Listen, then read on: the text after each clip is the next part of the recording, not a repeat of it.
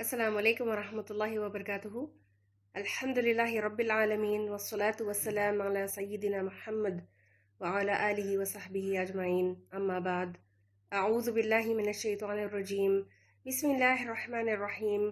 رب اشرح لی صدری ویسر لی امری واجعل لی وزیرا من اہلی، اللہم ارنا الحق حقا وارزقنا اتباعہ وارنا الباطل باطلا وارزقنا اجتنابہ، اللہم آمین۔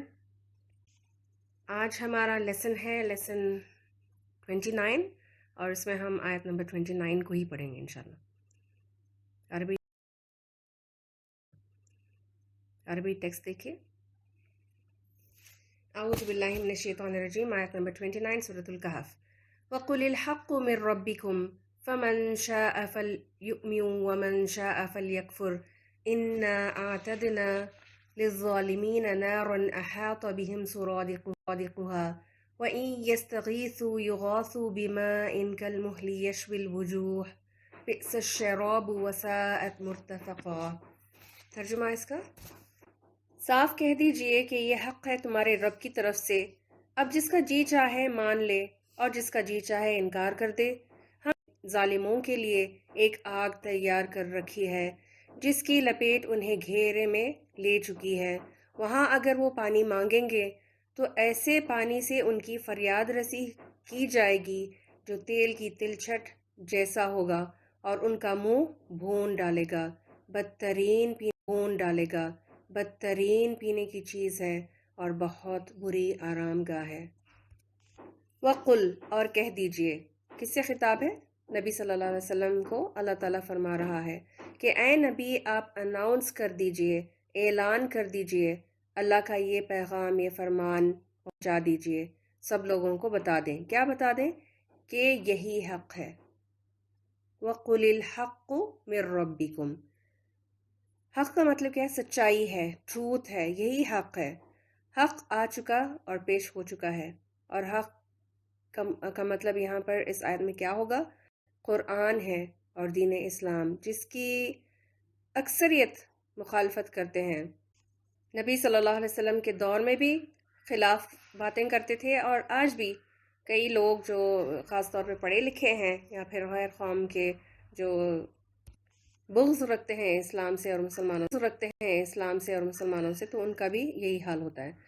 تو نبی صلی اللہ علیہ وسلم کے دور میں مشرکین مکہ نبی صلی اللہ علیہ وسلم کو برا بھلا کہتے، مثلا وہ کہتے کہ یہ شخص تو توحید کے نام پر خاندانوں میں جدائیاں ڈال رہا ہے، رشتوں کو توڑ رہا ہے، کیونکہ لوگ نبی صلی اللہ علیہ وسلم کی دعوت اسلام کو مان کر اپنے گھر میں جو ریلیجس پریکٹسز وہ کرتے تھے لوگ، اپنے گھر والے، تو شرک اور بت پرستی وغیرہ، تو نبی صلی اللہ علیہ وسلم کے صحابہ نبی صلی اللہ علیہ وسلم کی بات مان کر ہو رہے تھے، ان سے بات چیت بند اور ان سے تعلق توڑ رہے تھے، اور وراثت کی تقسیم وغیرہ اس میں ان کو بے دخل کرتے تھے اپنے گھروں سے۔ اور جنگوں میں بھی یہی حال تھا کہ بھائی بھائی کے خلاف اور باپ بیٹے کے خلاف ایک دوسرے پر تلوار چلانے کے لیے بھی تیار ہو جاتے، اللہ کے دین کو غالب کرنے کے لیے، صرف اللہ کے دین کا دفاع کرنے کے لیے۔ تو لوگ طرح طرح کی باتیں کرتے ہیں کہ یہ نبی جو ہے آ کے نئے دین کے ساتھ ہمارے گھروں میں پھوٹ ڈال رہا ہے، اور یہی نہیں کئی اور باتیں بھی وہ کرتے تھے نبی صلی اللہ علیہ وسلم کے خلاف۔ تو ان ساری باتوں سے نبی صلی اللہ علیہ وسلم کو دکھ بہت زیادہ ہوتا، اور آپ صلی اللہ علیہ وسلم کو وہ سوچ میں پڑ جاتے کہ کیا میں ٹھیک کر رہا ہوں؟ تو اللہ نے اپنی شہادت، اپنی کنفرمیشن، اپنی گواہی دے دی کہ اے نبی، آپ فکر نہ کریں، آپ بالکل ٹھیک دین پر، حق پر ہیں۔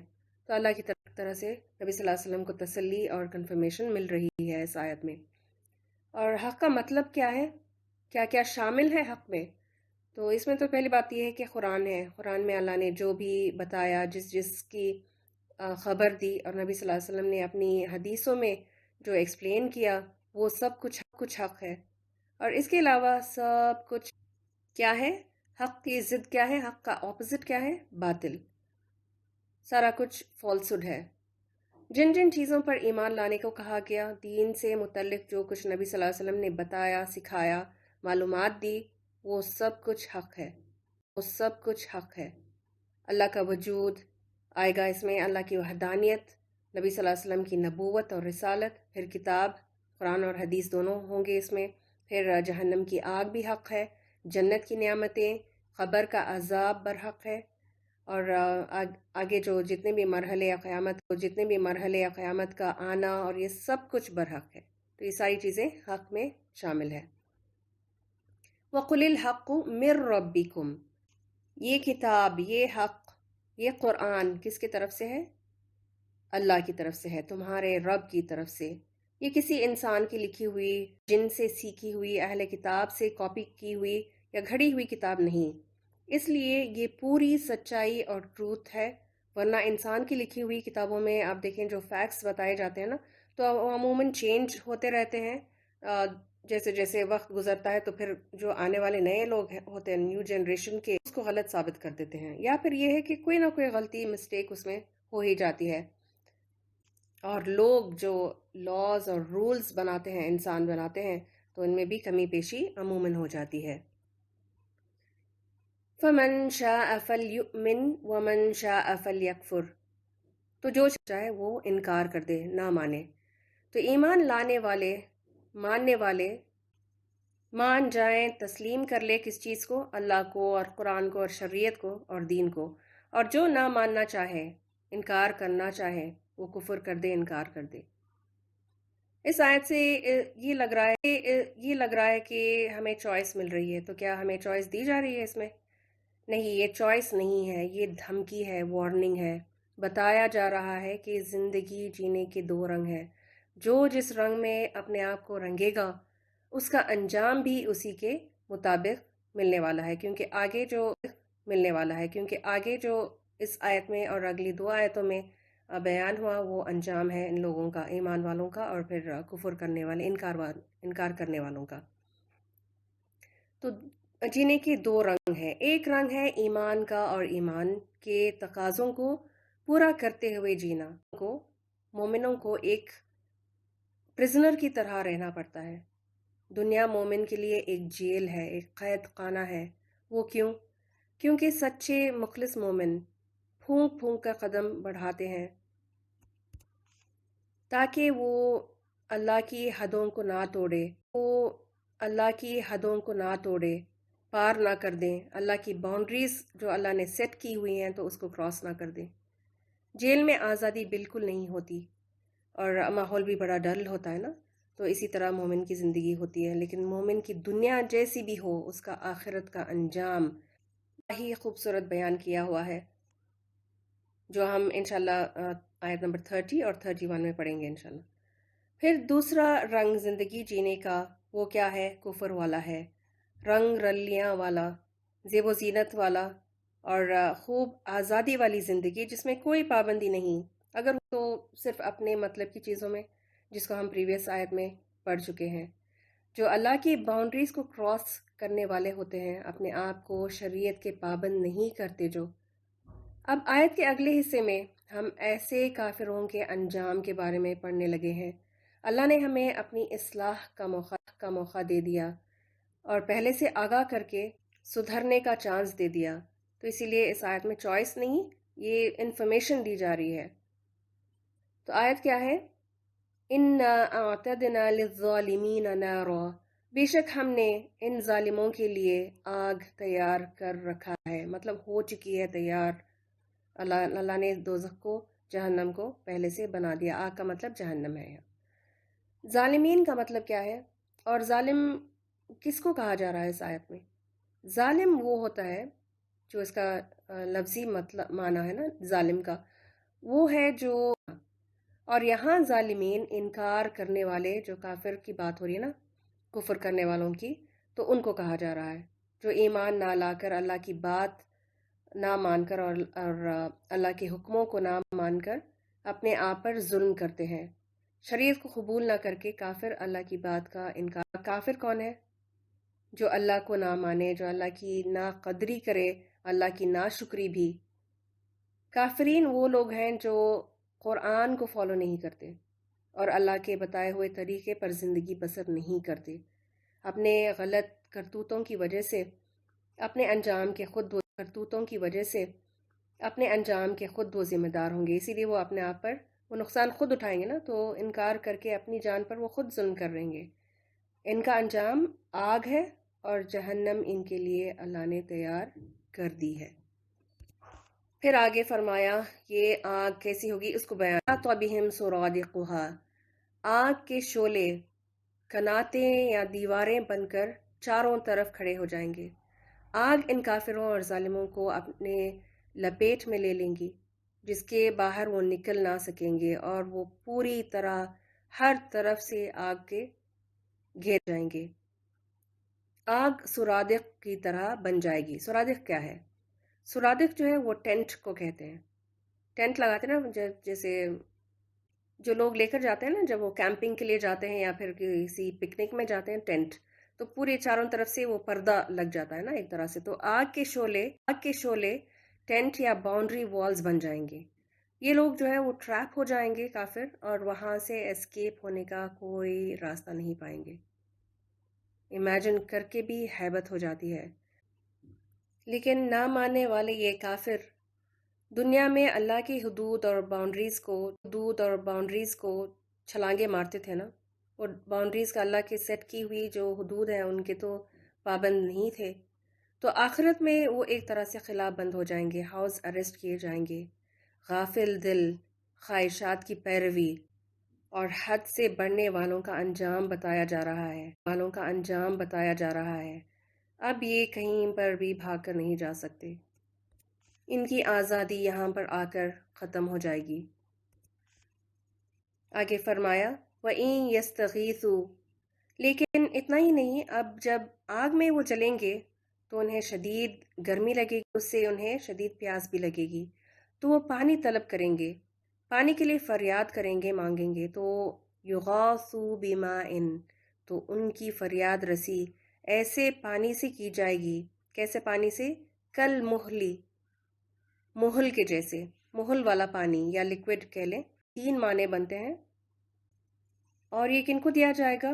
ایمان نہ لانے والوں کو، اللہ کی بات نہ ماننے والے انکاریوں کو، کافروں کو، پینے کے لیے زخموں سے نکلنے والا پیپ اور پس اور خون جیسی چیز دی جائے گی پینے کو۔ کراہت آ رہی ہے نا، سن کر بھی کراہت ہوتی ہے، تو سوچیں کہ وہ اپنے گلے میں اس کو کس طرح سے اتاریں گے۔ یہ پہلا معنی ہے۔ دوسرا معنی، ان کو تیل کی تلچھٹ دیا جائے گا پیاس بجھانے کو، یعنی پرانا جو یوز کیا ہوا تیل جو نیچے رہ جاتا ہے نا، باقی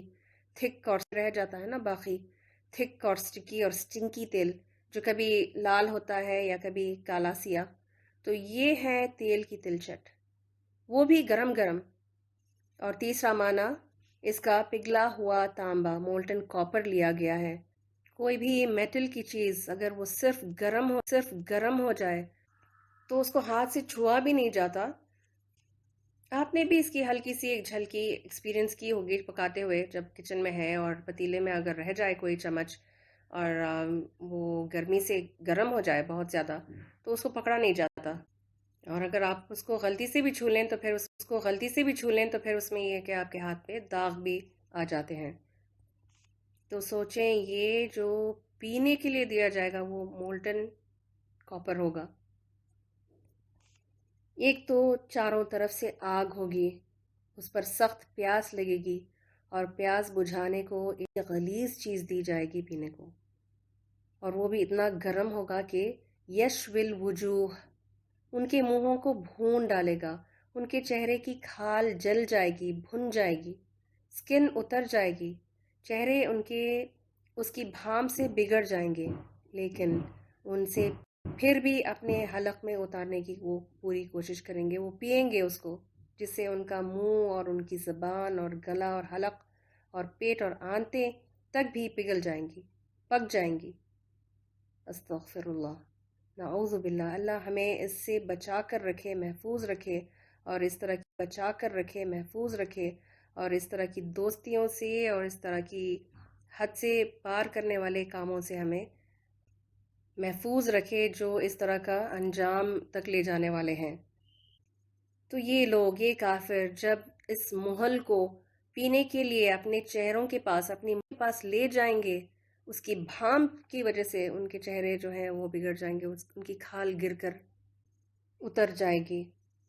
یاد کریں جب کھانا پکاتے وقت کوکر کا لڈ یا ڈھکن کو کھولتے ہیں جس سے صرف گرم بھامپ چہرے پر اگر آ جائے، اور سوچیں اگر کھولتے ہوئے تیل کا ایک قطرہ ہاتھ پر اچھل کر لگ جائے تو اس حصے کا چمڑا ہی نکل جاتا ہے، چھالا تو کیا پڑنا۔ تو سوچیں اس جہنم میں کیا حال ہوگا۔ اس آیت میں اہل جہنم کے حالات بتائے گئے ہیں۔ اللہ کے حکم کو نہ ماننے کا بہت برا انجام ہوگا، اور یہ کوئی 2-4 دن کا معاملہ نہیں ہے، جب تک اللہ چاہے گا اسی میں رہیں گے، اتنا سخت اور شدید عذاب سے گزریں گے۔ اور وہ کیوں اتنا سخت عذاب کیوں دیا جائے گا ان کو؟ کیونکہ دنیا میں مزہ چکھا تھا نا، حرام کا میوزک کا چکھا تھا نا، حرام کا میوزک کا، ناچ گانے کا، جھوٹ کا، سود اور انٹرسٹ کا، دوسروں کے مال کھانے کا۔ فری کا مال بہت پسند آتا ہے لوگوں کو، فریب سے یا کوئی بھی غصب کر کے، کوئی بھی چیز، غبن، کوئی بھی چیز کر کے وہ اپنے دوسروں کا مال ہتھیا لیتے ہیں۔ بے پردگی کا، مکسڈ گیدرنگز کا، شرم و حیا کا اتر جانا، دوسروں کا مذاق اڑانے اور عیب چینی کا، گوسپ کا۔ بڑا مزہ آیا تھا نا دنیا میں، اسی طرح دوسروں پر ظلم کر کے بڑے بننے کا مزہ، ایزی منی جیسے گیملنگ اور رشوت اور محنت کے مال کمانے کا ہر طریقہ، ہر منع کی ہوئی چیز کا مزہ چکھا تھا نا۔ اور ہر بات سے اوپر شرک کرنے کا بھی، کیونکہ مشرک بھی تو اللہ کا حق ادا نہیں کرتے، اس کو نہیں مانتے، اللہ کی ناقدری کرتے ہیں، قدر نہیں کرتے۔ تو ایسے ظالم انکاریوں کا انجام ہوگا۔ تو کیا سمجھ میں آیا آپ کو اس آیت سے؟ کیا لیسن ہمیں ملتا ہے؟ اللہ کا اور شریعت کا، اسلامک رولنگز اور گائیڈ لائنز جو قرآن میں ہے، ان سب کا انکار کرنا، ان کو نہ ماننا کوئی معمولی بات نہیں ہے۔ آگے اللہ نے فرمایا بئس الشراب، کتنی بری ہے، بہت بری ہے پینے کی چیز، وساءت مرتفقا، اور بدترین آرام گاہ ہے۔ مرفق کہتے ہیں کونی کو۔ جب آپ ریلیکس کرنا چاہتے ہیں تو کس طرح بیٹھتے ہیں؟ آپ دیوان پہ کونی سے ٹیک لگا کر اپنی ہتھیلی کو گال کے نیچے رکھ کر سپورٹ کے لیے، یعنی بالکل کیجولی ریلیکس اور آرام سے بیٹھتے ہیں نا۔ تو اس کا یہی مطلب ہے مرفق کا، کونی سے ٹیک لگا کے آرام سے ریلیکس کرنا۔ تو جہنم میں ایسی کوئی ریلیکس کرنے کی جگہ نہیں ہوگی، کوئی کمفرٹ نہیں ہوگا، وہ اتنی بری جگہ ہے جانے کی، پہنچنے کی۔